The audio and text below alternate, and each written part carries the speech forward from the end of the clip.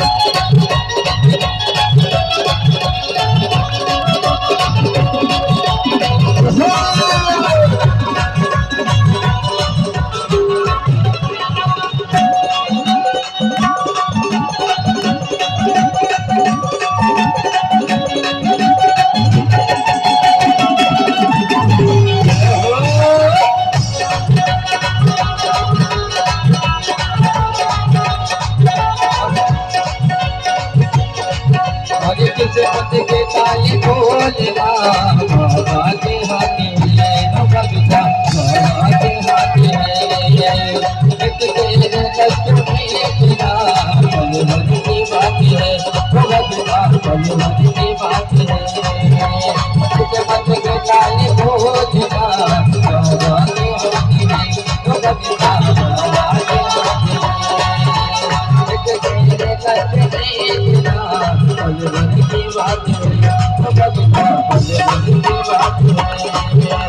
खुशियों से झोली भर देगा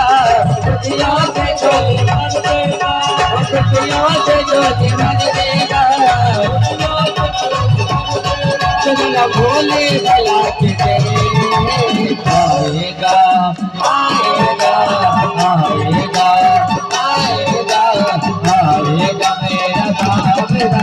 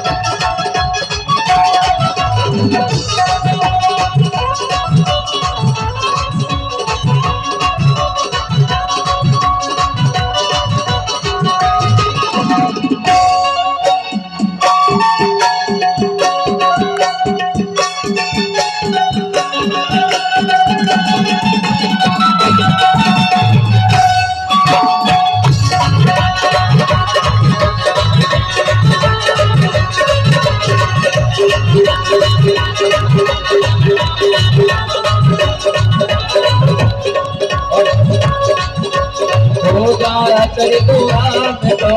भोले की खोज दी भगता बोले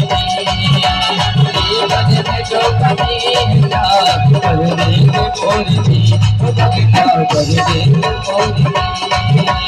होगा सिर्फ बात तो बोले पूरी भक्ता बोले पूरी जीवन में जो कभी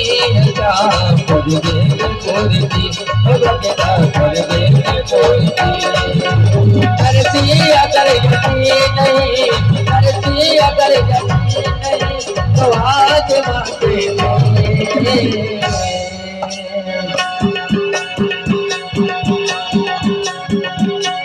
आएगा आएगा भक्तों से निवेदन है बोलो श्याम सुंदर को बुलाने लाते दोनों हाथ ऊपर कर ले तभी श्याम सुंदर आएंगे तो श्याम सुंदर आने वाले हैं दोनों हाथ ऊपर जाके वो दिल में तो श्याम नाम की दिल में तो श्याम नाम की ज्योति जलाते आएगा आएगा आएगा आएगा आएगा मेरा श्याम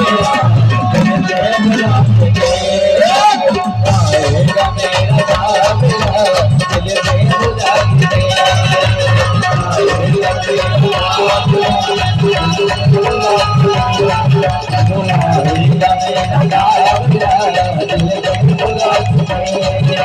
में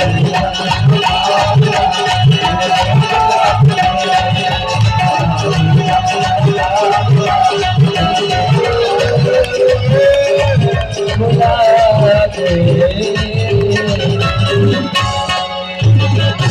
बोलिए गोपेश्वर महादेव की।